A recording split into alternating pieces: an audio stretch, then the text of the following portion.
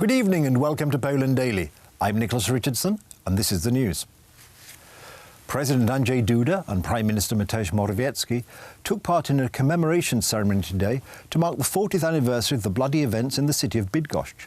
During the so-called Bydgoszcz Provocation, communist riot police severely beat a number of representatives of the Solidarity independent self-governing trade union of individual farmers, who had arrived to meet representatives of the authorities to demand that the regime legalise their independent trade union. The event is considered a crucial moment in the lead-up to the military communist junta imposing martial law in Poland in December 1981. Historycy długo będą dyskutowali. Historians will keep discussing this event for years to come, but one thing is certain. None of the people who faced off with the authorities spent a lot of time thinking about it.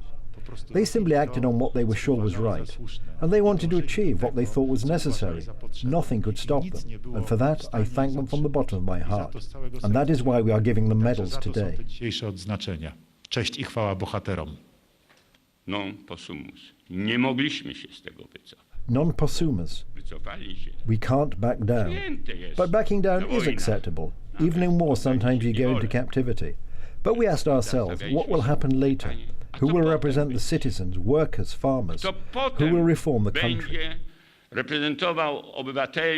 Te medale ustanowione przez These medals, which the government had decided to award you, for the great gift that was placed in our hands, the hands of our generation, the generation which came to experience freedom at last. We thank you. Naszych już wolnych pokoleń, które żyją w wolnej Rzeczypospolitej. Large numbers of Paris residents headed to railway stations on Friday morning so they could get out of the city before a new COVID-19 lockdown, due to last for a month, comes into force at midnight. With intensive care units close to overflowing, French Prime Minister Jan Castex announced on Thursday that Paris residents could only leave home for essential trips or exercise, and non-essential travel to other parts of the country was banned. At the Montparnasse station, Anna Henry, a 21-year-old student, said she had decided to go to her parents' place in Brittany, western France, describing the latest Paris lockdown as a bit much.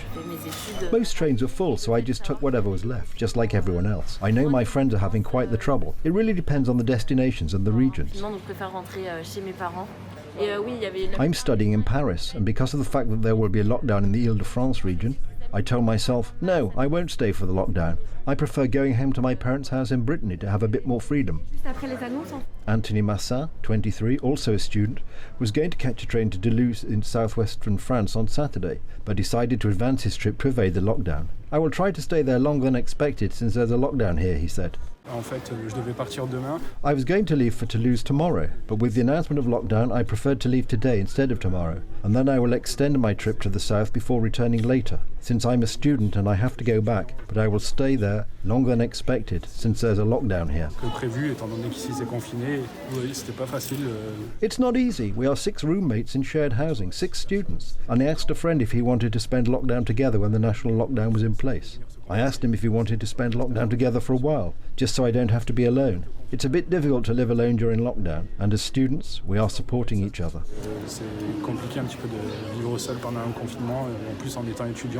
At the Gare de l'Est station in Paris, there were long lines of people at the ticket office. People, some with pets, rushed aboard trains heading for Strasbourg and Luxembourg. Many trains were full.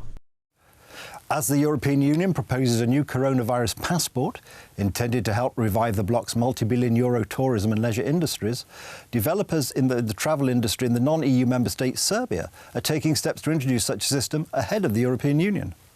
The EU-wide digital green certificate, proposed on Wednesday, would allow travellers who had been vaccinated, tested negative or recovered from COVID-19 to cross borders freely again after a year of curbs that left beaches and famous landmarks deserted.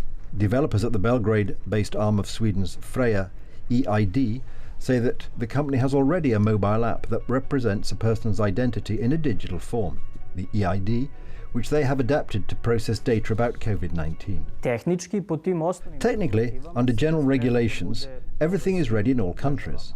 Now it depends on each country which one is faster and which one is somewhat slower in these digital processes. For example, our experience tells us that Nordic countries are far quicker than some other EU members. Serbia's flag carrier, Air Serbia, and the International Air Transport Association have also sought to make travelling easier by testing a different mobile application which manages certifications for COVID-19 tests and vaccines. The 3-week-long testing phase of the Travel Pass application, developed by IATA, will start on April the 15th on Air Serbia flights between Belgrade and Zurich. This is not a COVID passport in the sense of an official document. This is a mobile application which will make the travelling process easier during the pandemic, during which the requirements of various states regarding tests are extremely complicated and complex. Although the app is not an official document, it would make travelling during the pandemic easier, according to Air Serbia.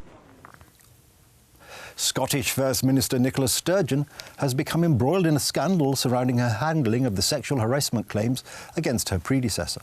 She denies media reports stating that she had misled a parliamentary committee investigating her actions in the case. A spokeswoman for Sturgeon rebutted a report from Sky News which claims that the investigative committee has concluded that Sturgeon had misled it. The issue of how Sturgeon, her party and her government dealt with the allegations against her former ally and mentor Alex Salmond has escalated into a major threat to her leadership and to her dream of leading Scotland to independence. A manifesto that reflects our belief in the infinite possibilities open to the people of Scotland if we work together in the common good to build the kind of country we know we can be.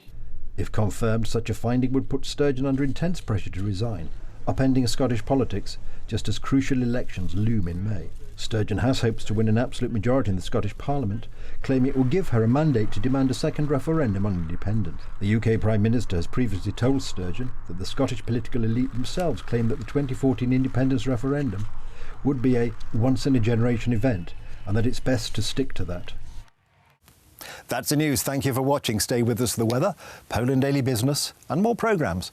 But from me, it's have a good night and a better tomorrow.